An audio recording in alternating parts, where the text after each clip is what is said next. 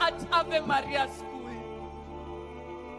Here where their eyes will not judge or body shame me because of my skin condition. Here where I will be invisible in their eyes.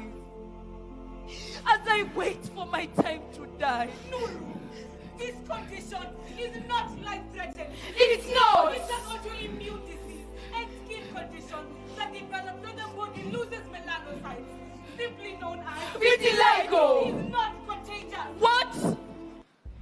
If it's not contagious, where did I get it from? Nuru, it is said that vitiligo sometimes runs in families. Sometimes runs in families. Mother, what does she mean? Mother, talk to me. Daughter, the inheritance pattern is complex. What do you mean? About 1/5 of people with this condition have at least a relative who is also affected. But I have never seen anyone with it in our family. Who is that person?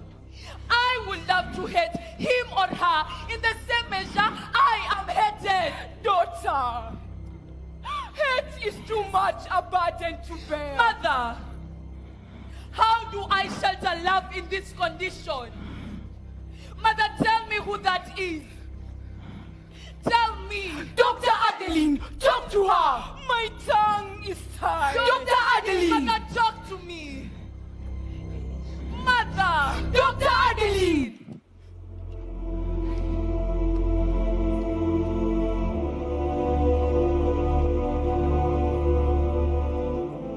Just like the rest, my mother has left me, has abandoned me. How will I know the genesis of my condition? Daughter. What?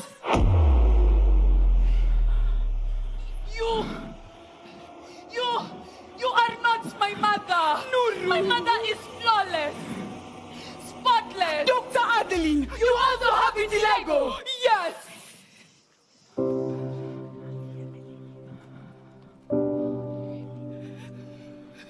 Mother, how? 6 months ago, before I left for Germany, I saw a spot on my tummy. I thought it was just a blemish. But as days went by, more and more spots started appearing on my body, spreading towards my face. For the past 6 months, I have been wearing concealers and foundation to hide my flaws behind makeup. Because I realized in this day and age, people